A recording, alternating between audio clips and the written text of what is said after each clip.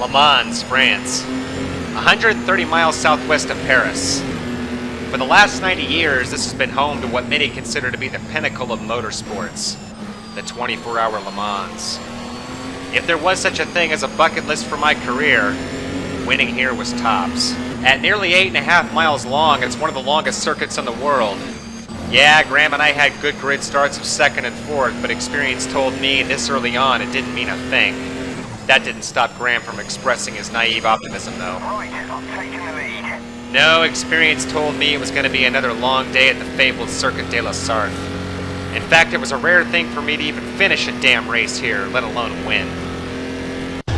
Pick a year, any year. The Mulsanne corner. What about the Ford chicanes? I'll never forget the first time I came through them at my first 24-hour event. It left me bouncing around like a goddamn pinball. The problem at Le Mans is that it's not just the corners. There's hazards everywhere, especially with contact. And even if you minimize the impact of an off, there was routinely someone there to fuck it up. I was in traction for weeks after this face rape. Then there was a part of the circuit I like to call the Bend. It was down near the end of the Mulsanne Straight. Word of advice, don't go in holding hands.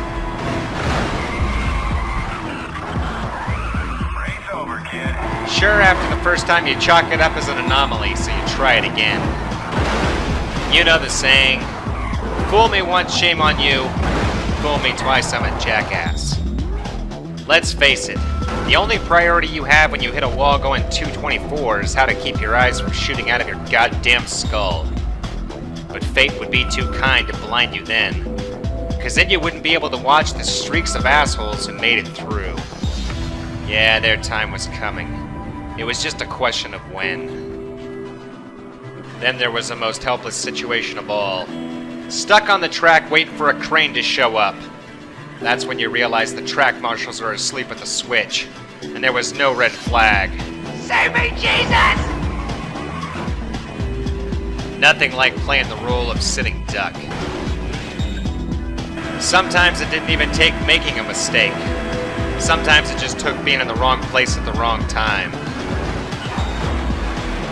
Get your bell rung and you start hearing things. I'm in third place. You can prepare all you want. You can replay that checkered flag waving you through 1,000 times in your head. But it's only times like this that you learn. Only times like this that you realize you're not going to outsmart the circuit. Every inch of her dimensions was static.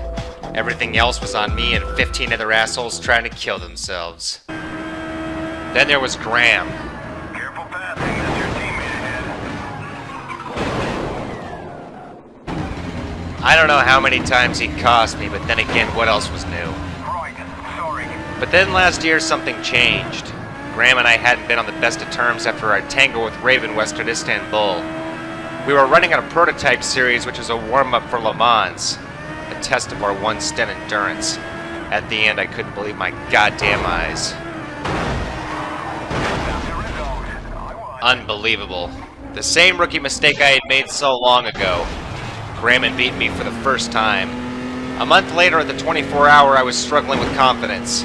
Graham and I were running 3-4, but my focus wasn't there, and I missed my apex. Another year and another Le Mans shot to hell. I didn't know if I would ever win this race. That was heavy on my mind heading into the waning hours of my first stint. You're third in your class. Well done. I was running third in my class. It was well done. It was clear that Tom Christensen was here to tango. He was only the Le Mans world record holder for victories here. Ready, mate. I'm directly in front of you. There's nothing brilliant about it, Graham.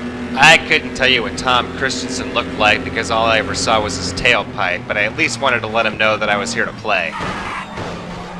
Right, sorry. I almost didn't give a shit anymore. Too many times at the 24-hour event I had been baited into thinking that I had a chance, but it was never kind to me. My first year, I'd finished 8th. My second time through, I was racing an LMP2 car for Ferroto. I wasn't competing for a race win, but even a class win was well out of reach. My third try, I was starting to sense a pattern. The closest I ever got was 2 years ago. I was leading the race late, then I went wide at the Porsche curves, and Christensen passed me by like I was standing still. It was an absolute gut shot, and I was barely able to finish out second. Once again, my first win at Le Mans eluded me. 6 hours in, still running P3. The sun was setting under mostly clear skies, and the first third of the race had gone well.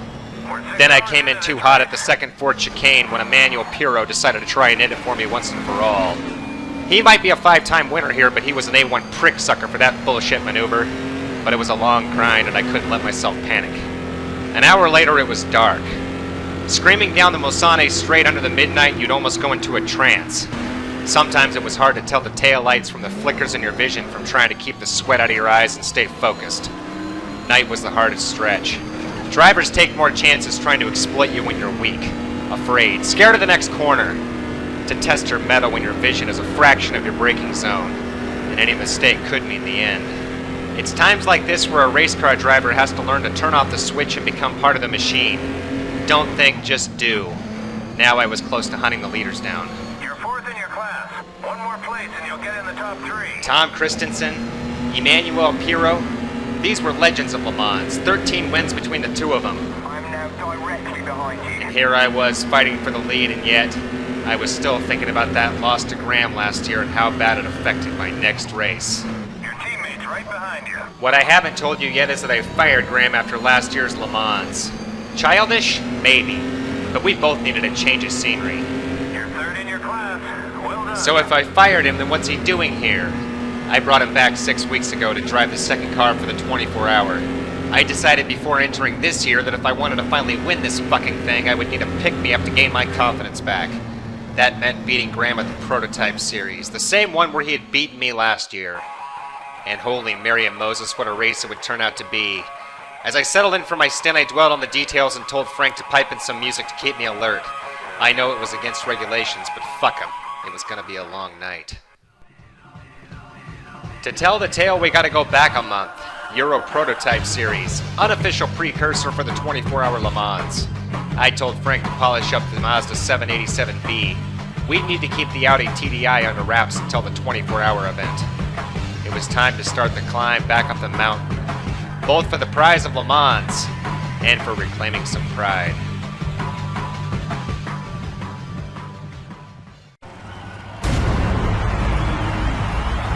I don't care what the standings say. This guy's a proven winner. Watch it. God damn it, Frank, there are no standings. This is a one-off event. Did you take your meds?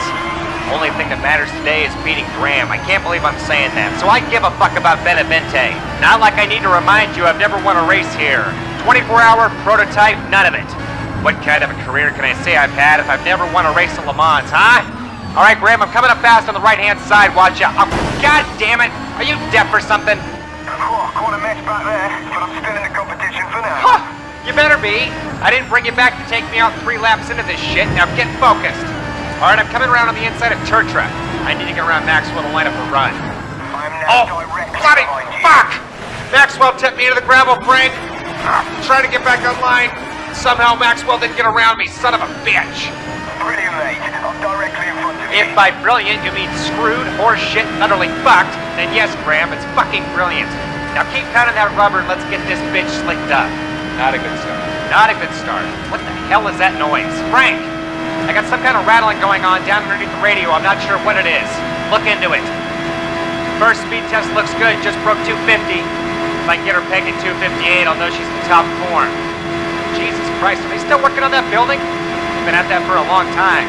Wonder how much a house is around here anyway. Probably pretty noisy this time of year. All right, Frank, I'm coming up to the bend now. At least it'll be quiet.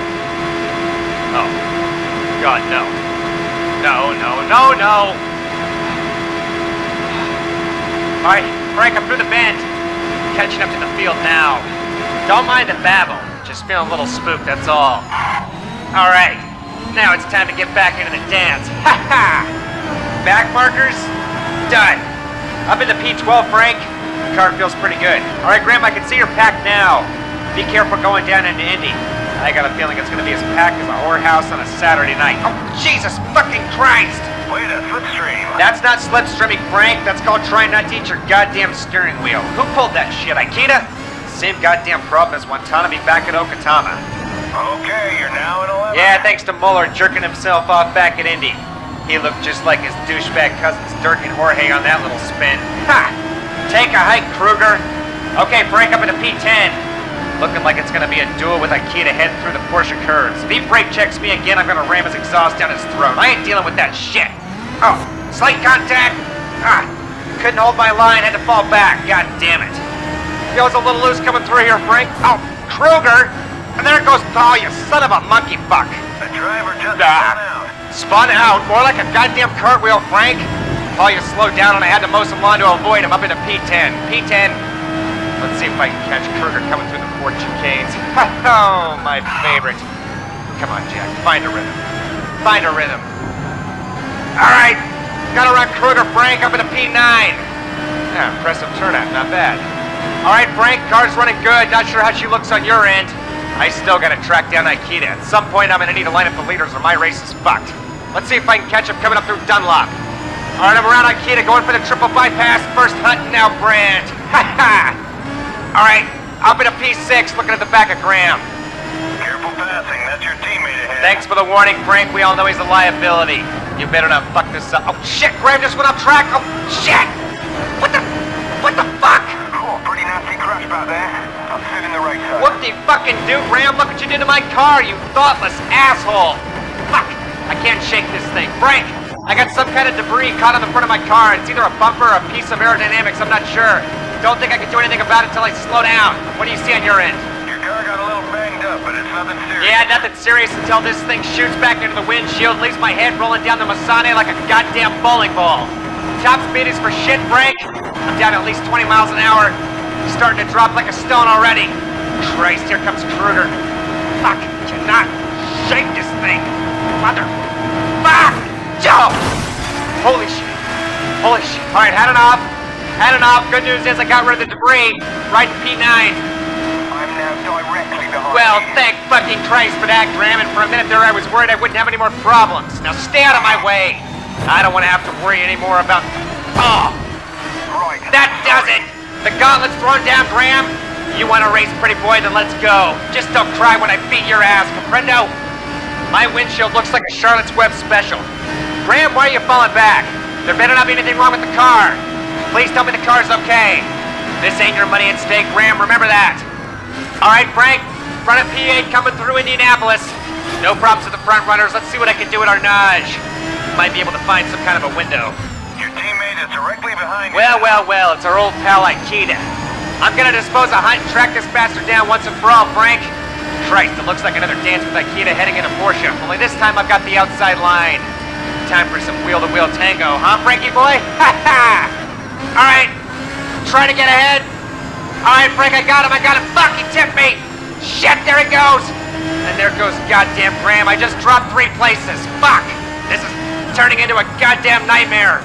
Alright, Frank, it looks like I got the pace to overtake Hunt. Just gotta bide my time. Wait a slipstream. Frank, do me a favor and go sleep it off. I don't need your mindless commentary right now, especially heading into Ford, capiche?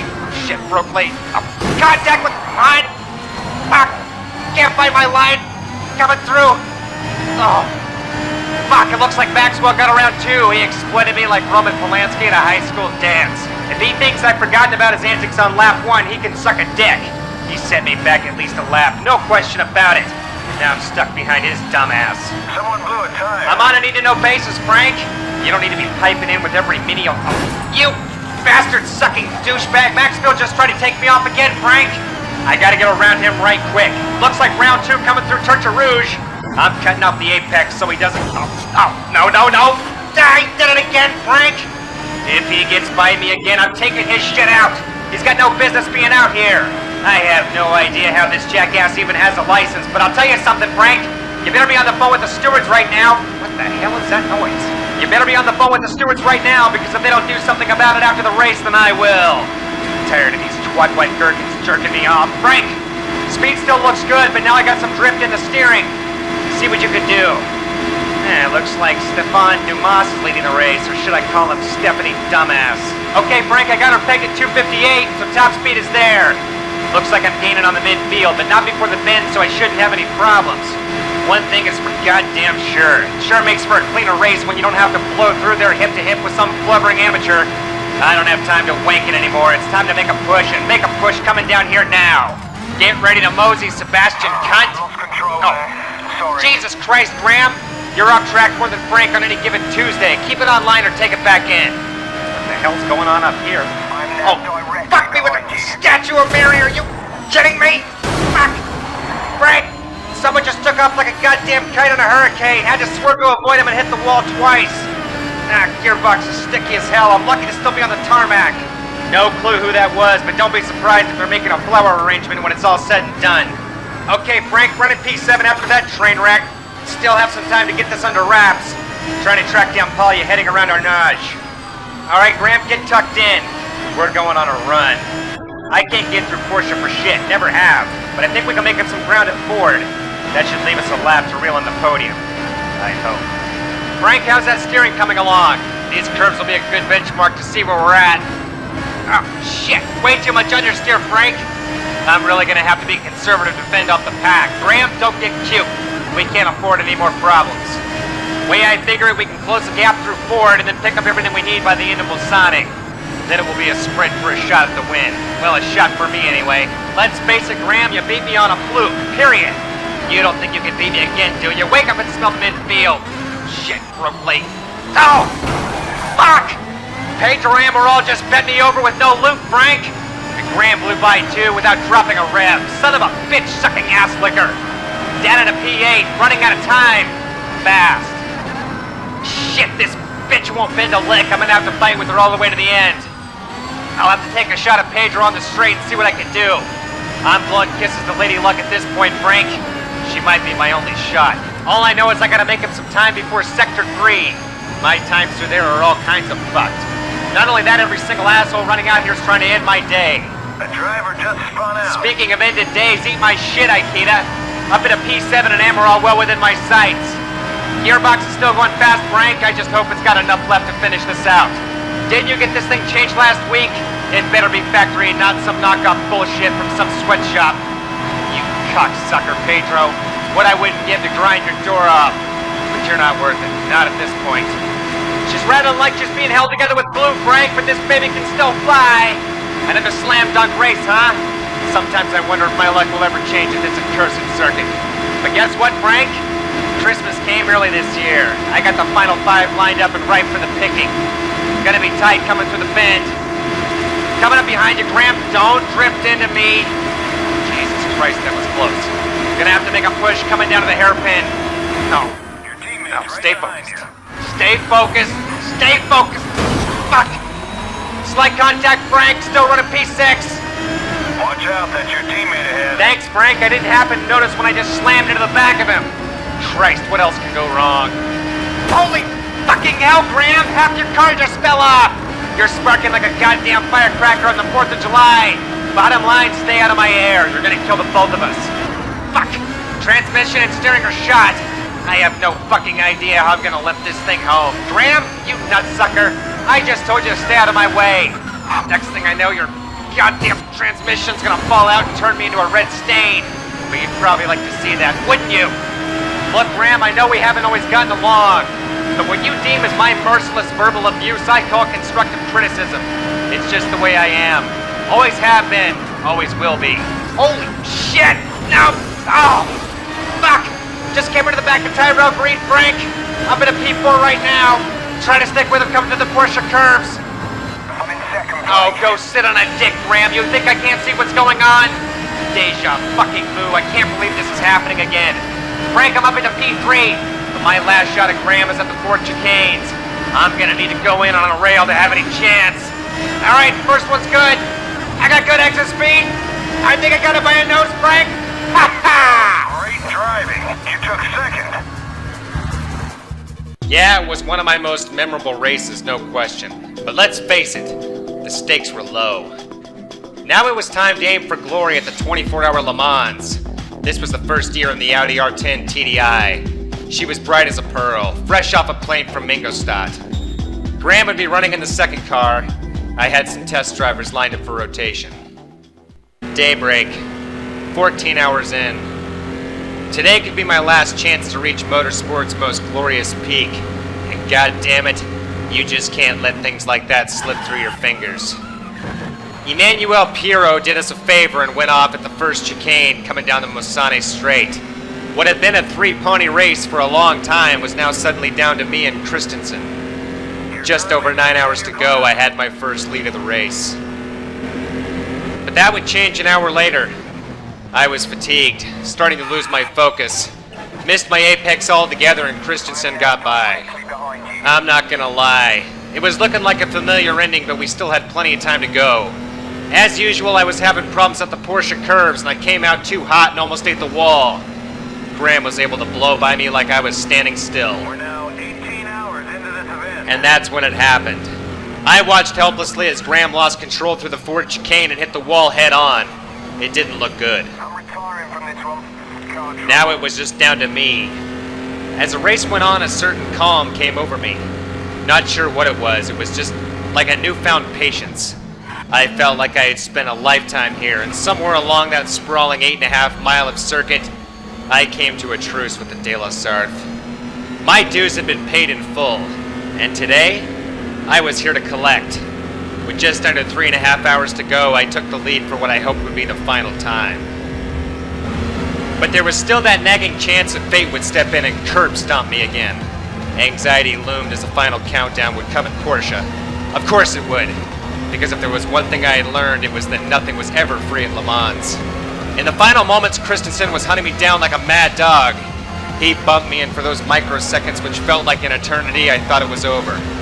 But then I felt the tires grab hold, and holy shit, I'd finally done it. Congratulations. You won the 24 hours of Le Mans race. Hell of a job. It was a hell of a job.